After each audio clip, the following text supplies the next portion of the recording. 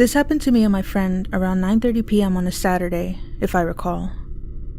I live in an area where not much goes on, and it's pretty safe for the most part. Anyways, me and my friend are dumb teenagers that love urban exploring. Our favorite sites to explore are tunnels. Around 7:30 p.m. one night, me and my friend were exploring some sites around the park, 2 blocks away from our house, full of small tunnels to explore. We felt a little weird because we felt as if we weren't alone. There were a couple of disc golfers, but we had just watched them leave. So at this point, the park was completely empty. My friend and I were just exiting a small tunnel to get back to the park as we were waiting for the disc golfers to leave so we could go to the next secret spot, which were train tracks that are sometimes in use.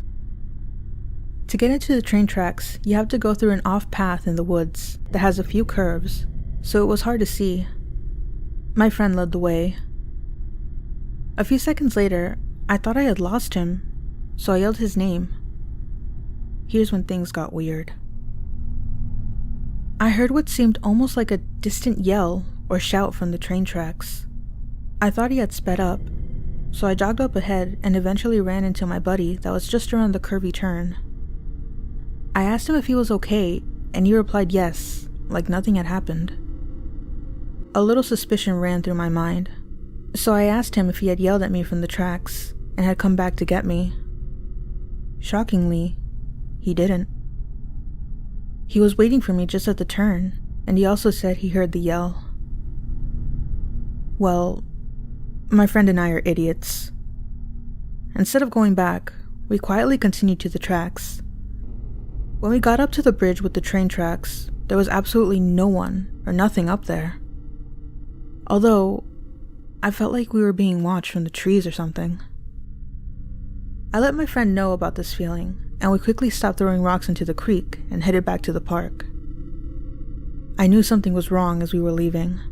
I just couldn't put my finger on it. We played around on the basketball court at the park before we left. Due to the creepy vibe, my friend and I decided it was best to take the main road back instead of the shortcut through the woods that led to our neighborhood. It was around 9:30 now. My friend and I were talking about what we should do all night because he was spending the night. The park had a soccer field across the street from it, so it has 2 gravel parking lots that are sorta hidden by the trees. As we were walking past one of the gravel lots, I felt what seemed like a warning from my body. I passed it off as nothing, but as we crossed the street from the gravel lot, here's where things started getting really creepy. I could see someone come out of the shadows of the gravel lot. They had appeared to be wearing very dark clothing and a hoodie to cover their face. It was throwing red flags everywhere. The way that they came out of nowhere was so subtle and perfectly timed. It felt as if they were waiting for us to cross, to start following us. My friend hadn't seemed to notice the strange figure. I told him to jog up ahead a little. He seemed confused, so I put him close to me and told him what had just happened. He seemed anxious, so he picked up the pace a little. Every once in a while, I would look over my shoulder to see where he was. Every time I looked, he would be at least 3 feet closer to us. I could hear the figure's eerie breathing. Thank God we were close to an alley shortcut that no one really uses but me and my friends. To get to it, you go up a little hill left of the street. I saw this as an opportunity. I mumbled to my friend, "Use the alley." He quickly nodded yes. The second we made it to the hill, we casually jogged up ahead to the alley. I told my friend to wait for a second. I peeked over to the street from the alley, and there I saw them. What appeared to be a man in his 30s was making his way towards us very quickly. I could see his eyes now. They were staring directly at me, with an evil look. I told my friend to bolt up the damn alley to his house, which was connected to the alley. We had never ran so damn fast. We made it up the street and take a sharp turn to the left. We had lost him at this point. We sprinted through his front door and locked every single entrance. We turned off all the lights and hid for what seemed like an hour. Thank God, he was nowhere to be seen. I have never seen this person ever again, and I hope not to.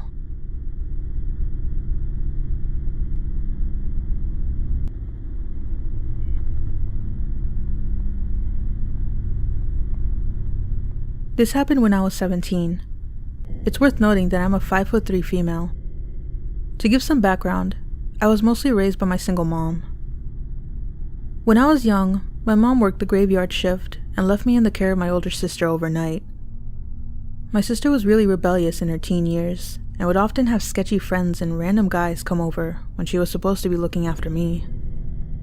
There were even a couple of guys, late teens and early 20s, who tried to make a move on 9 to 11-year-old me. My mom and I were left dealing with the aftermath of having these creeps and weirdos knowing where we lived long after my sister got her act together and moved out. Suffice it to say that I had a lot of anxiety towards strangers for a long time.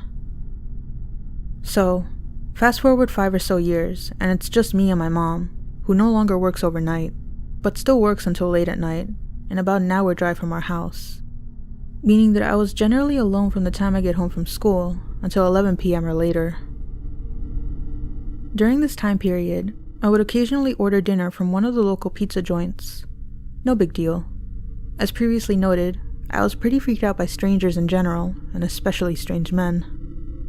I would call in my order, then put the money, with a generous tip, in an envelope and tape it to my front door with the note saying something like, "Sorry, had to step out. You can leave pizza, sandwich, whatever on the porch swing.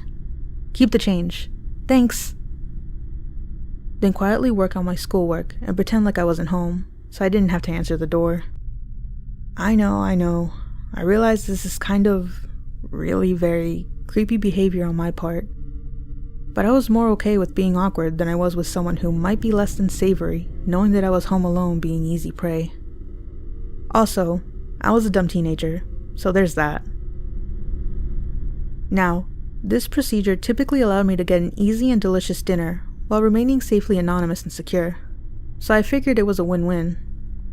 Until one evening. I ordered my food, put my note out with the money, then settled on the sofa with the book I've been reading to wait for my dinner in silence. After a while, I heard a car pull up out front and heard footsteps on the porch, followed by a brief knock on the door. This usually happened before the delivery person would spot the note and envelope. From my seat on the couch, I can see the shadowy outline of the delivery guy, I assume it's a guy, based on height and build, through the small frosted window on the front door.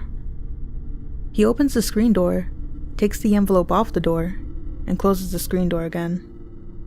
There's a small amount of movement, but it seems like it's taking an extraordinarily long time, and he's still standing there.